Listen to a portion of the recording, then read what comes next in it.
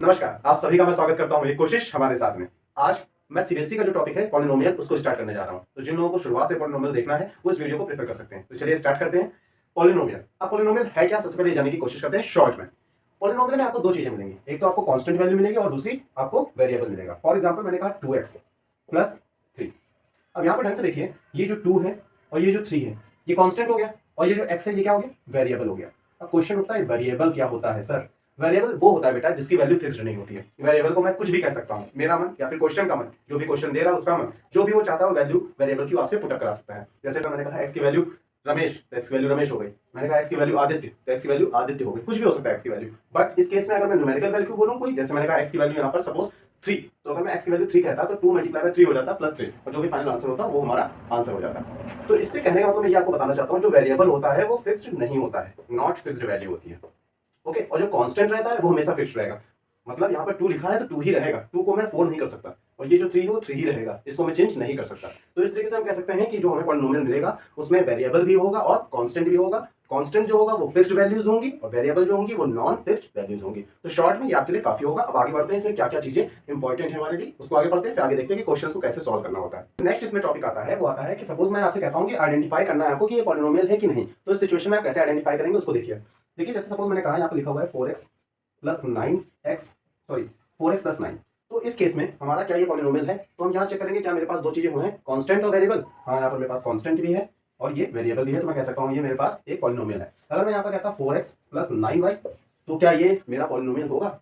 जी हाँ, बिल्कुल होगा। यहाँ पर दो वेरिएबल्स आ रहे, कोई दिक्कत नहीं, वेरिएबल और कांस्टेंट होना चाहिए तो पॉलिनोमियल बन जाता है। तो ये भी मेरा कहीं ना कहीं पॉलिनोमियल हो गया। अब अगर मैं सपोज आपसे एक क्वेश्चन देता हूँ, मैं कहता हूँ यहाँ पर मैंने लिख दिया 4। अब क्वेश्चन उठता है क्या ये पॉलिनोमियल है? जी हाँ, बहुत सोच के आंसर दीजिएगा, ये एक पॉलिनोमियल है। कैसे है? आप लोगों ने जब एक्सपोनेंट एंड पावर वाला चैप्टर पढ़ा था तो उसमें ध्यान रखिएगा, उसमें आपने एक चीज पढ़ी थी कि x की पावर 0 जो होती है वो 1 होती है। तो अगर इस केस में 4 जो लिखा हुआ है, अगर नेक्स्ट स्टेप में मैं लिखना चाहूँ तो मैं लिख सकता हूँ 4x raise to the power 0। x raise to the power 0 means 1, 4 multiply by 1 4 ही तो होगा।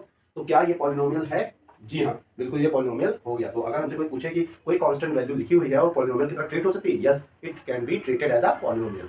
अब नेक्स्ट केस में आता है कि अगर सर सब पॉलिनोमियल के केस में आ जाते हैं तो कौन सी ऐसी चीजें हैं जो पॉलिनोमियल के केस में नहीं आती। हमें कैसे पता चलेगा कि आइडेंटिफाई का जब क्वेश्चन आ गया कि आप आइडेंटिफाई करो ये पॉलिनोमियल है कि नहीं, तो हम कैसे डिसाइड करेंगे कि पॉलिनोमियल में आएगा कि नहीं आएगा। तो उसके लिए ट्रिक आपके लिए ये है कि आपको ध्यान रखना है कि जो भी आपके साथ क्वेश्चन दे रखा हो, सपोज 4x दे रखा है, तो इसकी जो पार है उसको आपको ध्यान में रखना है। ये पार जो होनी चाहिए वो होल नंबर्स में होनी चाहिए। यहाँ पर स्क्वायर मैंने लिख दिया, तो क्या ये पॉलिनोमियल कितना ट्रीट होगा? जी हाँ, बिल्कुल ट्रीट होगा। अगर मैंने उठाकर इसको पार जो 2 थी इसको मैंने 88 कर दिया, क्या ये पॉलिनोमियल के साथ ट्रीट होगा? बिल्कुल ट्रीट होगा।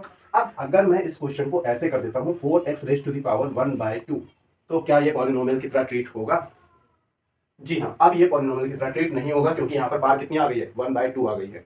ठीक है, तो इस तरीके से आप डिसाइड कर सकते हैं कि ये पॉलिनोमियल में है कि नहीं। अब एक क्वेश्चन और मैं आपको दे रहा हूं, मैंने कहा 4x raise to the power -1, तो क्या ये पॉलिनोमियल की तरह ट्रीट होगा? बिल्कुल नहीं, क्योंकि यहाँ पर फिर से पावर कितनी आ गई? -1 आ गई, नेगेटिव में आ गई। That's why it will be not treated as a polynomial. तो इस तरीके से हम डिसाइड कर सकते हैं कि गिवन एक्सप्रेशन जो है वो पॉलिनोमियल है या नहीं है। इस टाइप के क्वेश्चंस भी आते हैं जिसमें हमें टिक करना होता है कि पॉलिनोमियल में आएगा कि नहीं आएगा। अब आते हैं नेक्स्ट टॉपिक पर। तो जो नेक्स्ट टॉपिक आता है पॉलिनोमियल में, जिससे रिलेटेड आपको एक्सरसाइज में क्वेश्चंस मिलेंगे, वो आएगा इस टाइप का कि आपको बताना होगा कि लीनियर पॉलिनोमियल है कि क्वाड्रेटिक है कि क्यूबिक है कि बाई क्वाड्रेटिक है, इस टाइप का। तो इसको कैसे पहचानेंगे उससे पहले मैं आपको एक चीज बताना चाहता हूं, उसको याद देख लीजिए। सपोज मैंने कहा लिखा हुआ है x² x की power 4 plus x raise to the power 3 plus 4x² plus 9। अब इसमें अगर कोई आपसे कहता है कि what will be the degree in the given algebraic expression, तो आपको ये देखना होगा कि सबसे हाईएस्ट पार कितनी है। हाईएस्ट पार इट मींस आपको देखना है वेरिएबल के ऊपर सबसे ज्यादा पार कितनी लगी हुई है। तो यहाँ पर अगर मैं कंसीडर करता हूँ कोई वेरिएबल तो उसकी पार 0 होगी, यहाँ पे 2 है, यहाँ पे 3 है, यहाँ पे 4 है, तो हाईएस्ट पार आपको कितनी दिख रही है? 4। इट मींस इसकी डिग्री कितनी हो गई? 4। तो ये मुझे बताना था कि इस टाइप का क्वेश्चन भी आता है जिसमें आपको आइडेंटिफाई करना होता है, आपको बताना होता है कि डिग्री कितनी होगी गिवन अलजेब्रिक एक्सप्रेशन में। अब आते हैं नेक्स्ट टाइप के प्रॉपर्टी पर। उसमें ये होता है कि आपको बताना होगा कि पॉलिनोमियल का टाइप कैसा है, लीनियर है, क्वाड्रेटिक है, क्यूबिक है कि बाई क्वाड्रेटिक है। तो जब भी लीनियर आपको मिलेगा तो ध्यान रखिएगा आपको f की पावर कितनी मिल रही होगी? 1 मिल रही होगी। यहाँ पर देखिए x की पावर कितनी है? 1। तो ये कैसा हो गया? लीनियर हो गया, लीनियर पॉलिनोमियल हो गया। ठीक, क्वाड्रेटिक में क्या होगा? अब यहाँ पर आपको x की पावर कितनी मिलने लगी होगी? यहाँ पर आपको x की पावर 2 मिलने लग जाएगी। ये देखिए हाईएस्ट पावर कितनी दिख रही है? यहाँ पे 2। 1 भी है बट हाईएस्ट पावर आपको देखना है, हाईएस्ट पावर कितनी है? 2। दैट्स व्हाई ये क्या हो गया? क्वाड्रेटिक हो गया। क्यूबिक में हाईएस्ट पावर कितनी होनी चाहिए? 3। यहाँ देखिए हाईएस्ट पावर 3 है, that's why it will B cubic polynomial. By quadratic में आपको हाईएस्ट पावर कितनी देखनी होगी? 4। ये देखिए z की हाईएस्ट पावर कितनी लिखी हुई है? 4। यहाँ पर z की हाईएस्ट, यहाँ पर पावर कितनी थी? 2। तो 2 एंड 4 कंपेयर करेंगे हाईएस्ट पावर कितनी आई? 4। तो ये हमारा बाई क्वाड्रेटिक पॉलिनोमियल हो गया। अब नेक्स्ट जो क्वेश्चन आपको एक्सरसाइज में मिलेगा वो आपको बताना होगा कि मोनोमियल है, बाइनोमियल है, ट्राइनोमियल है, किस टाइप का पॉलिनोमियल है। तो आपको इस केस में आपको ये देखना होगा कि टर्म्स आपको काउंट करने होंगे कि टर्म्स के हिसाब से हम डिसाइड करेंगे कि हमारा किस टाइप का पॉलिनोमियल है।